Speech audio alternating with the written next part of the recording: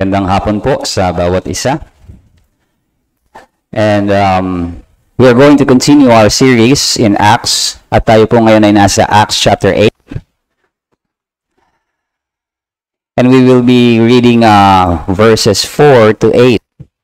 And the last time, nakita po natin kung paanong isa sa mga leaders ng church in Jerusalem was falsely accused at iniharap sa Sanhedrin, the deacon, si Stephen, while he was falsely accused at dinala doon, at the end, he was the one na nag-accuse sa Sanhedrin that they were the ones resisting the Holy Spirit by denying the Messiah that was sent to them.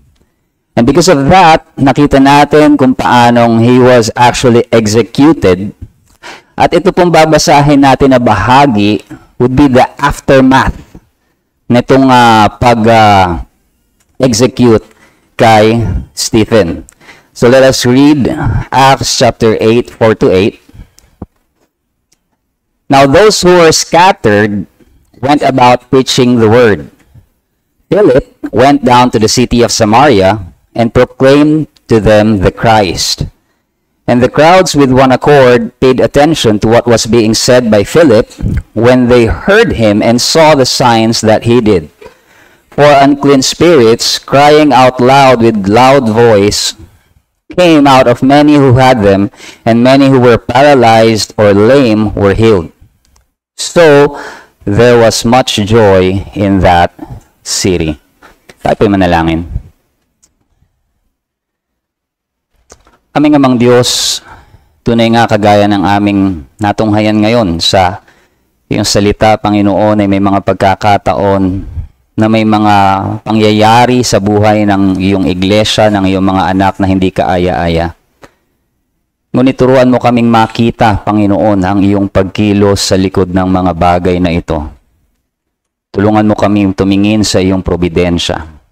Gamitin mo ang iyong salita at ang malayang pagkilos ng banal na Espiritu sa aming kalagitnaan ngayon, nawa ang sa amin ay manguna. Sa iyo kami umaasa, sa iyo kami tumitingin, na ikaw ang magbubukas ng aming paningin sa mga katotohanan ito. Ito pong aming dalangin sa pangalan ng aming Panginoong Hesukristo. Amen. Noon pong 1666, isang maliit na sunog ang nagsimula sa isang bakery doon sa Pudding Lane, kung tawagin, sa London. At itong sunog na ito, yung nagsimula ng tinatawag na The Great Fire of London, na inabot ng 4 na araw. And it actually consumed 13,000 homes and 87 churches. Ganun ka lawak itong sunog na ito. And for the people of London, ito ay isang disaster. It was a tragedy para sa kanila. And hindi nila na-contain. Yet, dito sa tragedy na to, came an unexpected na renewal. Kasi, yung area na na-destroy dito sa city na to, sa London, was actually plague infested. At that time, may kumakalat na plague. So, napigilan yung pagkalat ng outbreak na siyang kumikitil ng maraming buhay.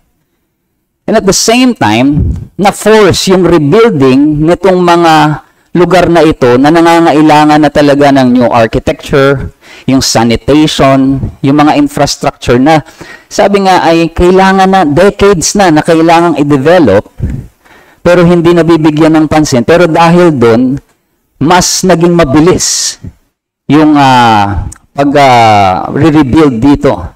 So what looked like a destruction ay naging kaparaanan for healing and transformation. Now, in Acts chapter 8, we see something similar. May makikita tayo medyo kagaya. Because the fire of persecution ay nag-break out din sa Jerusalem. Yet, it may be disastrous for the church, tinitignan nila, pero instead na mapigilan nito ang ebanghelyo, it spreads all the more. Ginamit ng Diyos what seems like a tragedy to be a triumph. Yung ebanghelyo ay nakarating sa mga bagong lugar, bagong mga tao, yung mga Samaritans. At kasama nito, there was joy, there was healing, there was salvation. So kung paano nirenew yung, tingnan natin yung parang nangyari sa London, ganun din yung nangyari dun sa gospel, nag-advance siya through the flames of suffering. So, this afternoon, makikita natin kung paanong God can turn trials into testimonies. And that's somehow the message that I would like to bring ngayon. Suffering becomes joy through the transforming power of the gospel. Kung babalikan natin yung kamatayan ni Stephen, it was the beginning. Ito yung naging pasimula ng persecution para sa iglesia na nasa Jerusalem. And as a result, maraming mga Hudyo na mananampalataya ang nakita natin kumalat throughout Judea and Samaria. Nakita natin yan in verse 1 in chapter 8. There arose on that day, nung mismong araw ng execution ni Stephen, a great persecution against the church in Jerusalem. Kung maalala natin sa pag-aaral natin sa book of Acts, in the early days, around Acts chapter 4, Acts chapter 5, nakita natin that the people held the church in high regard. Maalala natin yon, di ba? And yet ngayon, all of a sudden, itong favorable disposition sa mga Kristiyano, bakit parang biglang nabago? Why is it that bigla na lang yung mga tao naging hostile at na-persecute? Kasi napaka-influential ng Sanhedrin nung mga panahon na yon. And one of the leaders ng early Christian church dito sa Jerusalem stood in trial sa Sanhedrin and he was executed. So nagbigay ito sa mga tao ng kumbaga parang binaliktad yung impression ngayon sa church, yung perception towards Christianity changed dramatically. And so nagkaroon ng widespread persecution. So nakita natin, sabi, those who were scattered went about preaching the word. So itong mga Hudyong to, they were converted to Christianity. Most of them, nakita natin, mga Hellenist na mga Hudyo, Greek-speaking Jews. Galing sila sa iba't ibang lugar, nagpunta sila ulit sa Jerusalem because as we have seen in the Old Testament, yung mga Hudyo, ang desire nila is to go back to their land. So yung iba, at the end of their, kumbaga, lives, gusto nila, doon na sila mamamatay sa Jerusalem. So they go back doon. So, imagine yung kanilang pwedeng kalungkutan that now, again, they have to scatter. Ito yung punishment sa bayan ng Israel. Before, is they would be scattered. Pero this time, itong pagkalat nila is not because of punishment, but it was rather for the expansion of the gospel message. Those who were scattered, dala-dala nila yung mensahe ng ebanghelyo kahit saan sila magpunta. Sabi, they went about preaching the word. At saan yun? Sabi sa verse 1, they were scattered where? Judea and Samaria. Yung katotohanan ng salita ng Panginoong Jesucristo sa kanyang mga alagad is being fulfilled dahil sinabi ng Panginoong Jesucristo, you will be my witnesses.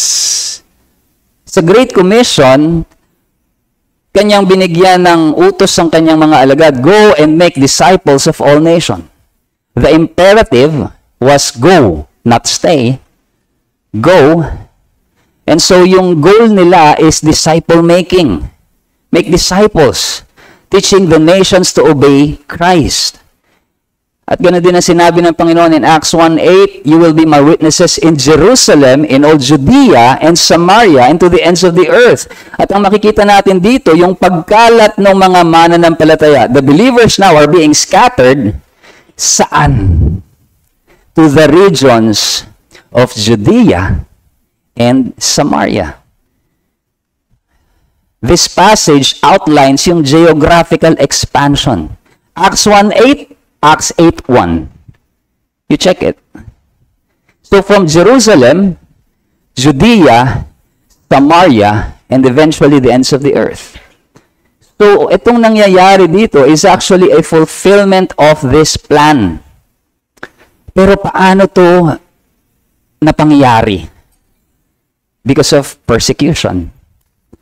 Because of persecution, believers, yung mga mananampalataya, they had to leave. They had to flee Jerusalem. Persecution tried to stop the gospel, pero ito yung naging dahilan to accelerate yung spread nito. Exactly as Jesus predicted. So the scattering, itong pag-scatter nila, was not a failure. It was the very vehicle na ginamit ng Diyos upang ma-fulfill. Hindi ko maano yung Tagalog. Ma-fulfill yung plano ng Diyos. And so, binigyan tayo ng specific na example ni Lucas in the life of Philip. Philip is one of the deacon na kasamang na appoint ni Stephen. Siya yung sumunod na pangalan in Acts 6:5. But he was also called the evangelist sa Acts 21 verse 8. At sabi dito sa ating talata, nagpunta siya ng Samaria at doon kanyang ipinangaral ang Panginoong Jesucristo. Now, alam natin, most of us are aware na ang mga Hudyo, they avoid contact with Samaritans. Pero maalala din natin, ang Panginoong Jesucristo, nagstay siya with Samaritans for 2 days in John chapter 4. Pinangaral niya ang gospel of the kingdom at marami doon ay naging mananampalataya. John chapter 4, 39 to 42.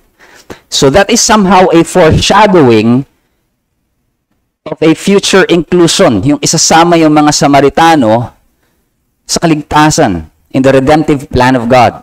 Even though at first, itong mga Samaritans na ito, they were excluded, hindi sila kasama dun sa misyon ng Ebanghelyo.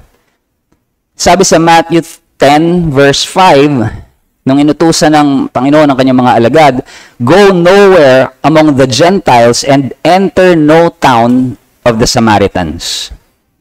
So, hindi pa sila kasama at that time. Pero ngayon, nakikita natin that they are part of God's redemptive plan. Ang kadahilanan dito is yung tinatawag na covenantal priority dahil ang Diyos ay nangako to Israel first. So, nung dumating ang Panginoong Jesucristo, the gospel, yung mabuting balita, was to go to them, to the Israel first as a matter of covenantal faithfulness. Kung kaya't yung ministeryo ng Panginoong Jesucristo, nung pasimula ay nakatutok sa mga pangako na tinutupad niya sa Israel. Kaya nga sinabi ng Panginoong Hesus, "I was sent only to this lost sheep of the house of Israel." But after Christ's resurrection, inalis na ng Panginoong Jesucristo lahat ng restrictions. Kaya ngayon, you will be my witnesses in Jerusalem, Judea, Samaria, and to the ends of the earth. Ibig sabihin, yung ginawa ng Panginoong Jesucristo sa krus, broke down barriers. Kaya sabi ni Pablo in Galatians 3:28, "There is neither Jew nor Greek, slave nor free. For there is no male and female, for you are all one in Christ Jesus." Yung persecution in the early church in Jerusalem na intended para pigilan ang ebanghelyo became the very reason for the expansion all the way to different culture. Makikita natin dito, isang bagay na pwede nating tingnan is this, that God can turn trials and suffering into opportunities for the gospel to shine more brightly.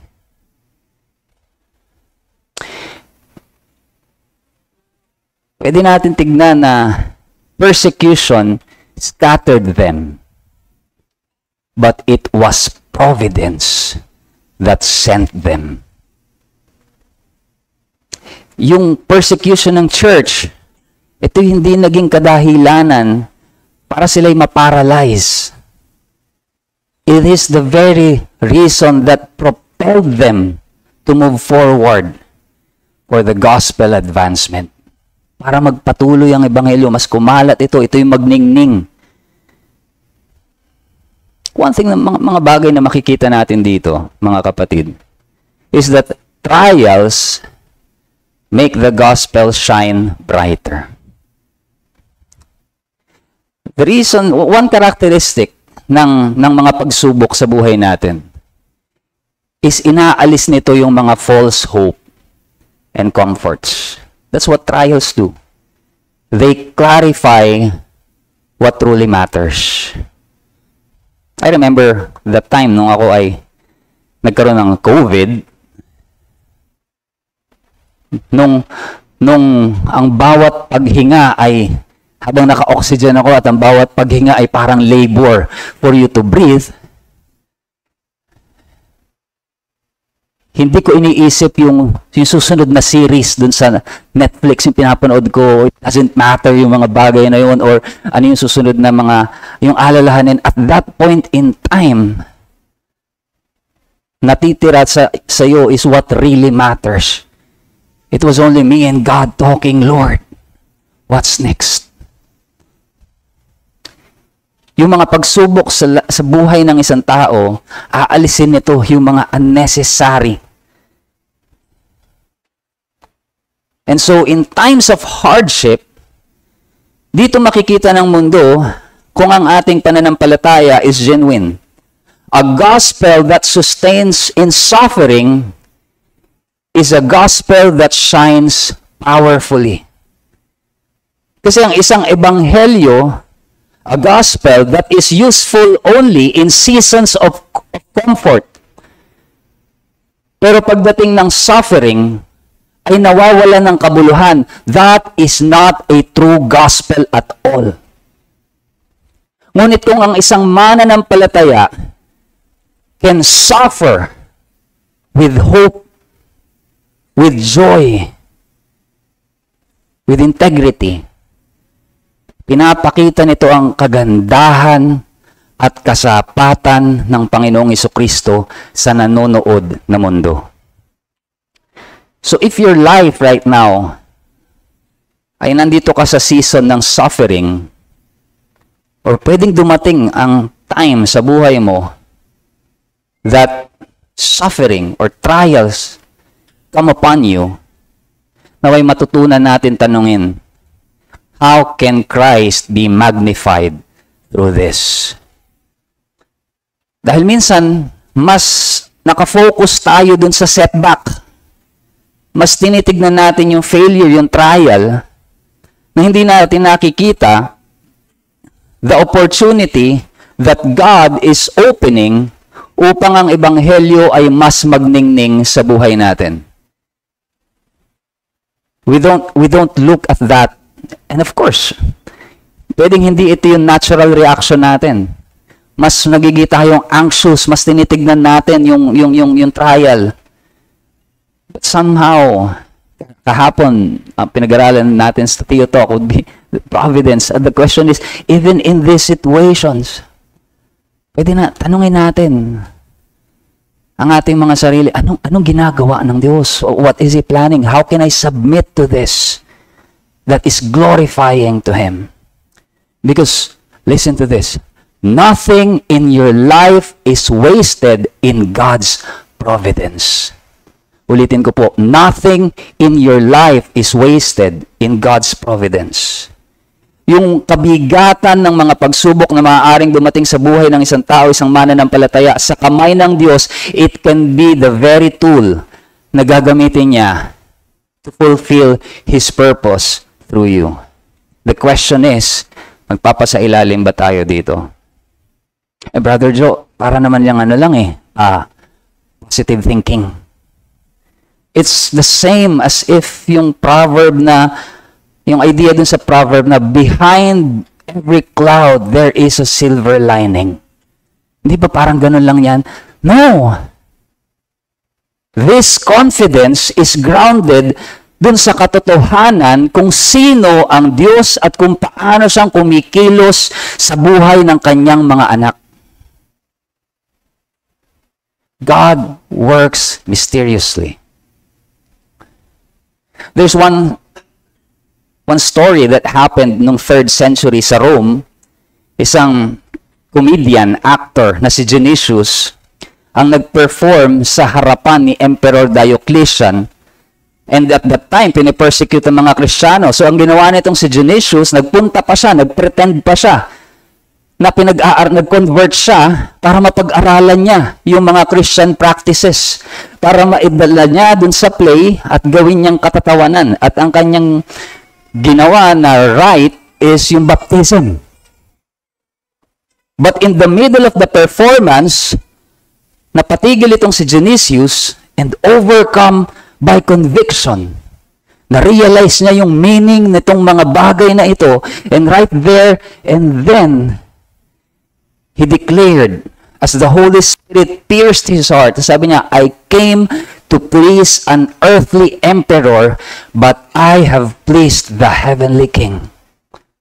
And so the stunned audience, doon, pinoproclaim niya all of a sudden si Christ, no longer as a joke, but as a Savior. And nung siya ipine-pressure ni Diocletian para i-recant, akala ito'y parte pa din ng play, he continued to proclaim Christ. So this actor-comedian died as a Christian martyr. You see, what man meant for mockery, ginamit ng Diyos for His majesty. God can use these things. It became a testimony of salvation. Now let us go back to our text. Tignan natin, how did the Samaritans receive the message? On what manner? Sabi sa verse 6, and the crowd with one accord paid attention to what was being said by Philip when they heard him and saw the signs that he did. I want you to notice the phrase with one accord. Homothymadon in the original language, meaning same passion, same mind, same spirit, will. Yung idea na pinapakita nito is a unified passion or impulse. Yung merong harmony and unity ang kanilang puso at kalooban. This word was used 11 times sa New Testament para i-describe yung mga mananampalataya sa Jerusalem in the early days of the church. One example of this is in Acts 1:14. All this with one accord were devoting themselves to prayer. Another is in 4:24, they lifted their voices with one accord. So generally, in Acts, homothymadon, or yung with one accord, is a repeated sign of the Holy Spirit wrought unity. Ibig sabihin, ito yung unity na ipinapakita na bunga ng banal na Espiritu, it is a hallmark, tanda ng early church at that time, ng mga believers. Now, in case of the Samaritans, na tumugon doon sa pangangaral ni Philip, ang sabi dito, they responded, listen to him with one accord. Now, why is this remarkable? Bakit ito kailangan pagtuunan ng pansin? Una, ang mga Samaritano ay mayroong history of division sa mga Hudyo, including theological hostility. Naalala niyo yung John chapter 4, ang sabi ng Samaritan woman sa Panginoong Jesucristo? Saan po ba dapat talaga mag-worship? Kasi sabi niyo, dito sa mount na to, kami ang sabi namin dito sa Mount Gerizim. So, sa kanilang theological point of view, kahit doon, magkahiwalay sila ng paniniwala sa mga Hudyo.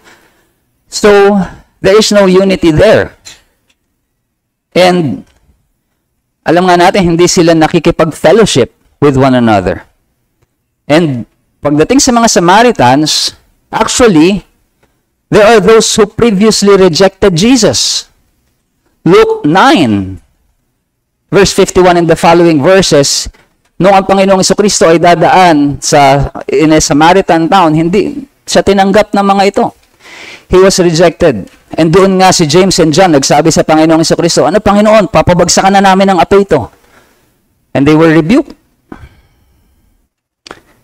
But now, Philip, isang Hudyo, ipinapangaral si Kristo, and yet, they received the message with one accord, with unity of heart and attention. Anong ipinapakita nito? Mangyayari lamang ito by the work of the Spirit. Overcoming yung centuries of division at katigasan ng puso. And the same work of the Spirit na nakita natin doon sa Jerusalem sa mga mananampalataya with one accord ay ngayon nakikita natin sa mga Samaritans. So parang nire-reflect na ngayon yung mga nangyayari sa mga mananampalataya dito sa Jerusalem, sa mga Hudyo, sa mga Samaritano. And what's happening here is the work of the Holy Spirit. The divided Samaritans are being unified around Christ. That's beautiful. Fulfilling the gospel commission. That is how they receive the message. But the question is, ano yung message? What is the proclaimed message? And the crowd, sabi verse 6 again, with one accord paid attention to what was being said by Philip. When they heard him and saw the signs that he did, for unclean spirits, crying out with a loud voice, came out of many who had them, and many who were paralyzed or lame were healed. Now, may mga magbabasa nito at maaaring sabihin nila, kita nyo na, kailangan natin ng signs and wonders. Pag mangangaral tayo, kailangan natin ng himala. Kaya pinakinggan si Philip ikaw na nagpapagaling, may signs and wonders na ginagawa. So they were able to capture the people. Pero a closer look at the text would tell us that the Samaritan paid attention to what was being said. Yung sa sinasabi ni Philip and not on what he performs. Not the signs and wonders. They paid attention to what was being said. Ano ba yung sinasabi ni Philip? Verse 5. Proclaimed to them Christ. Ito yung tinignan nila. Yung signs and wonders, ito po ay visible confirmation ng kapangyarihan ng Diyos dun sa mensahero. This is the reason to authenticate. Ito yung authentication na, itong nagsasalitang ito ay ipinadala nga ng Diyos. Alala nyo si Moses, nung sabi niya, nung kinakausap siya ng Diyos, paano ko sasabihin? Ikaw nagpadala sa akin, paano sila maniniwala? Sabi ng Panginoon sa kanya, ilagay mo yung kamay mo sa loob ng cloak. Paglabas ng kamay niya, naging ketongin. Ipasok mo ulit. Nawala yung ketong. So, what was that supposed to mean? Ang tanong niya, paano sila maniniwala? Ang ibinigay ng Diyos is a sign to authenticate that the messenger is genuine. Now, yung mga signs, though they are important, Pero they are not the very essence of the message. Ang mahalaga is, kaya nga sila sign, they point to something. And in this case, ang mga sign na ito ay tumuturo kay Kristo. Kapag ikaw pupunta sa isang lugar, let's say Boracay, at nakakita ka ng sign nakalagay, this way to Boracay, hindi ka tatayo doon, oh, nandito na tayo, picturean niyo ako. Hindi ka magstay dun sa sign. You will be excited kung saan yung tinuturo ng sign. And that is the importance ng mga signs na nakita nila. Because it authenticates the message na dala-dala ni Philip sa kanila. And what is that? The gospel of the Lord Jesus Christ. And what was being described to us in verse 7 is not just remarkable in a sense na gumagawa siya ng himala. It's actually messianic. Sapagkat ang natutunghayan ng mga tao dito sa Samaria is the fulfillment of ancient prophecy, particularly sa Isaiah, na sinabi that in the days of God's redemption, sabi sa Isaiah 35, 5-6, the lame man shall leap like a deer. There will be healing. Itong mga pangyayaring ito ay marka ng pagdating ng Mesias, the arrival of God's kingdom. Isaiah 61 verse 1 also speaks yung anointed one na bringing liberty to the captives and good news, proclaiming good news to the poor. Now, Philip was a servant of Christ. Pero ang kapangyarihan ng Panginoong Jesucristo is being displayed through him. So this is no ordinary healing. Ito ay tanda ng pagdating ng Mesiyas. The Messianic age had truly come. At yung paghahari ng Panginoong Jesucristo means that it's reaching all the way to Samaria. Isang lugar na kinamumuhian. A place despised by the Jews. Pero ngayon ay kumikilos ang kamay ng Panginoong Jesucristo sa kanilang kalagitnaan. This is why in verse 8 we are told, so there was much joy in that city. And the reason for this joy is hindi lamang dahil may mga nakikita silang sign, may mga gumagaling, may mga na-exercise. It was because of the gospel that they received. That the Messiah had come. Kita natin kung paanong, kita natin na itong nangyayari sa Samaria was the work of the Holy Spirit. So here, meron ulit tayong another evidence that the Holy Spirit is working through them. Why? Because joy is a fruit of the Holy Spirit. And there was much joy in that city. The second thing na gusto kong makita natin, mga kapatid, is that the expansion, yung pagkalat ng Ebanghelyo, the expansion of the gospel, is the extension of Christ's work. Bringing freedom from sin and bringing fullness of joy. The expansion of the gospel is the extension of Christ's work. As an application to that, naway makita natin that gospel mission is Christ's ongoing work. Kaya hindi tayo dapat maging passive pagdating sa gawain ng Ebanghelyo. Ang gospel, it doesn't merely inform.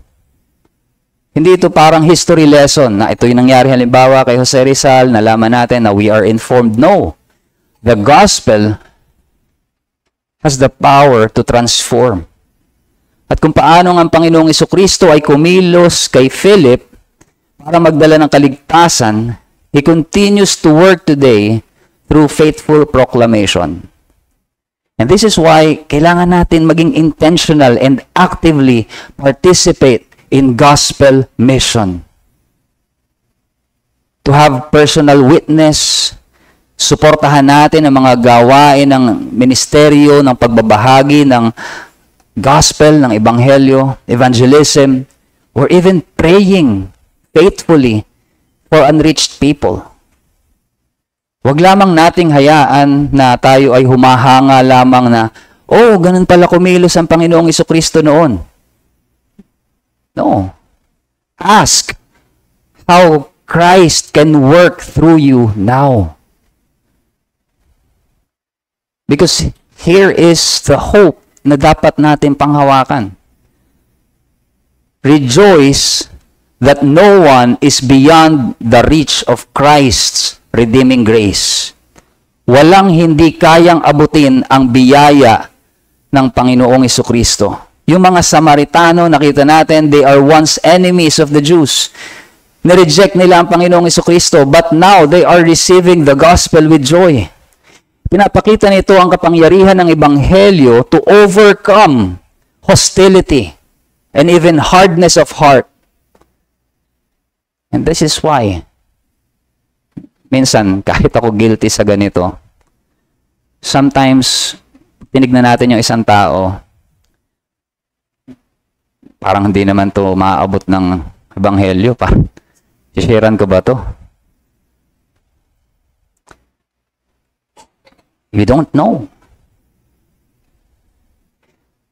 Maaaring ang iniisip mo na tao ngayon na pinakamalayo sa Diyos would be the next recipient of His grace. So pray boldly. Pangaral natin, dalhin natin ang ebanghelyo. Panampalataya tayo sa Espiritu sa mga bagay na hindi natin kayang gawin. But if anyone sa mga oras na ito, maaari ngayon iniisip mo, well, parang pakiramdam ko kasi sa mga bagay sa buhay ko, I don't think God can forgive me. Or, iba yung dealing sa akin ng Diyos eh. Para kasing hindi ganun kadali. Well, here's the thing.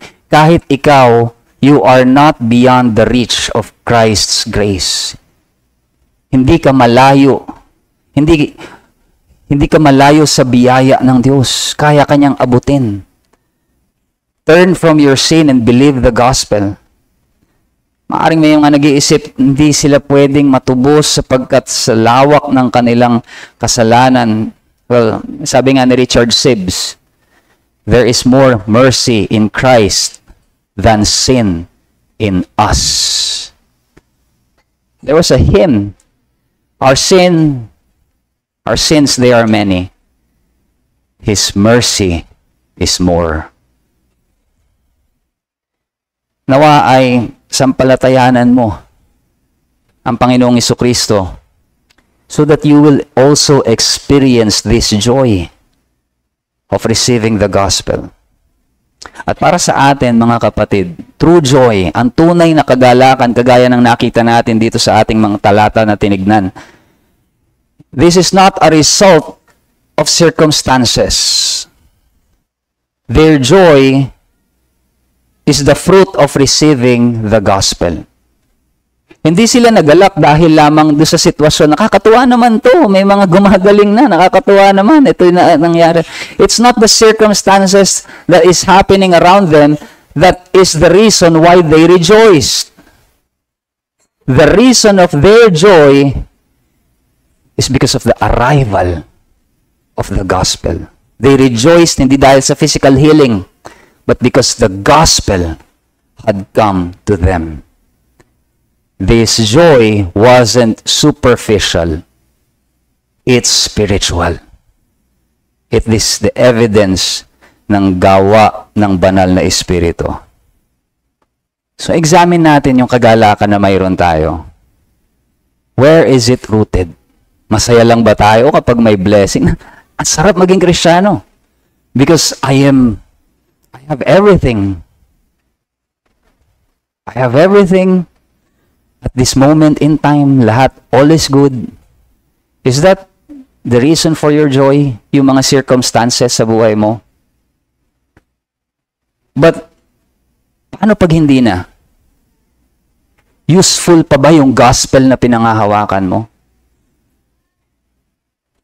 That joy, if it comes from the gospel, hindi ito nakabase sa mga pangyayari sa buhay mo, but rather in the truth that is in Christ Jesus.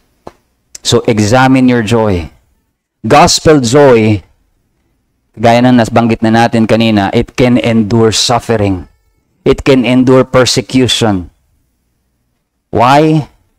Because it is built on the unchanging work of Christ and the indwelling of the Holy Spirit.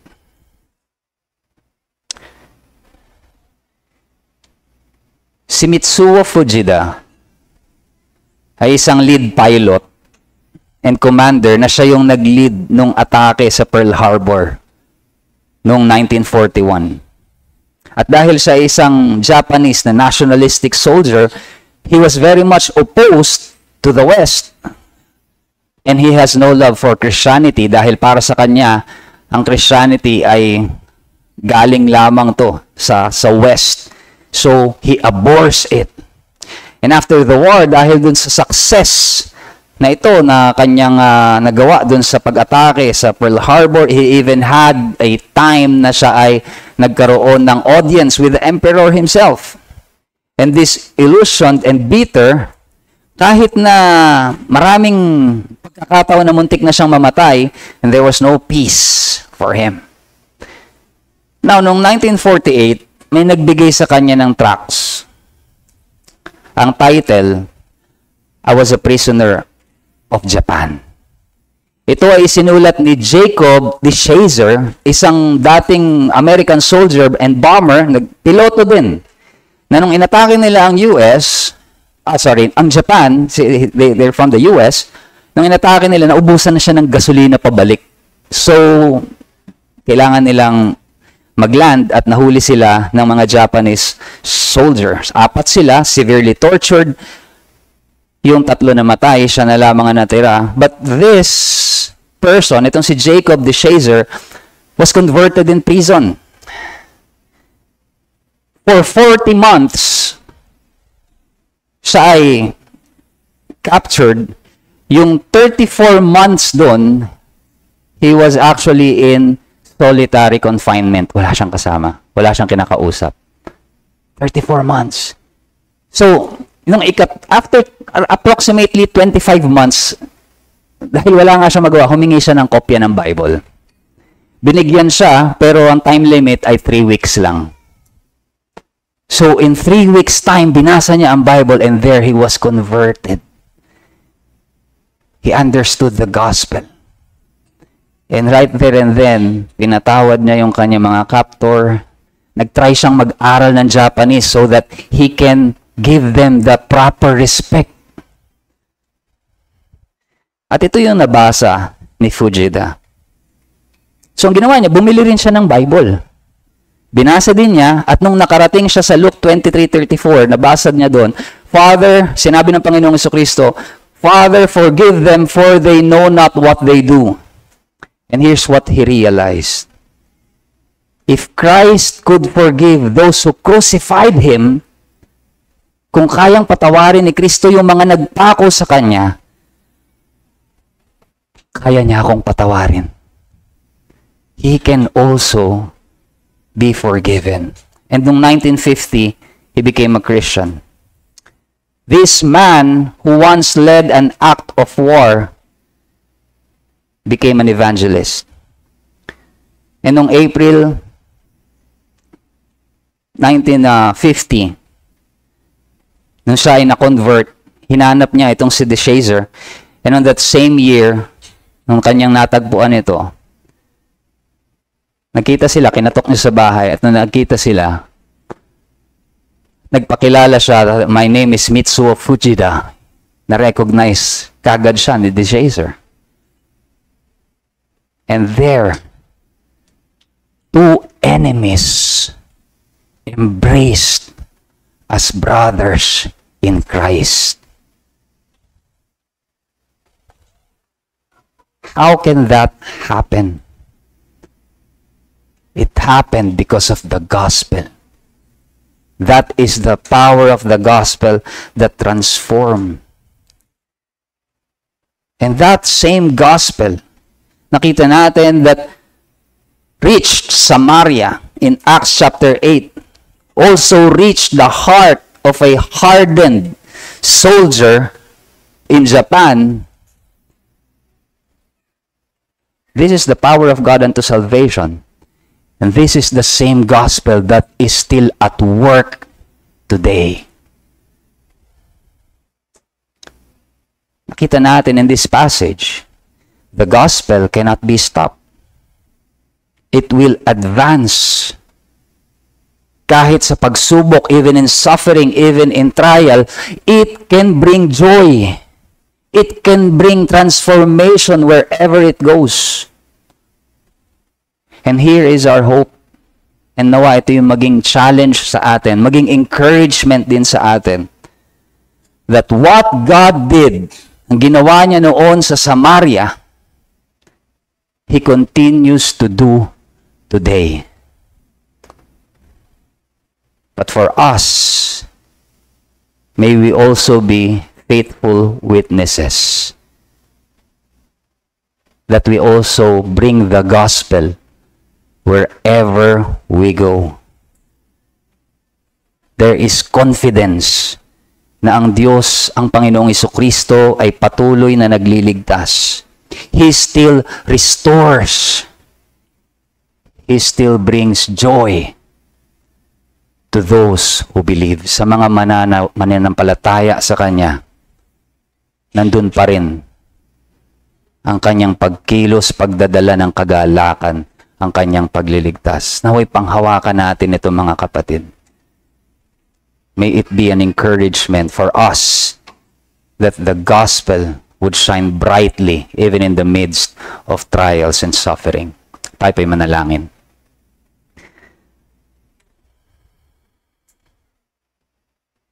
Aming Amang Diyos, tunay nga, kami ay namamangha sa iyong probidensya kung paano ang mga bagay, Panginoon, na maaaring hindi maganda sa aming paningin.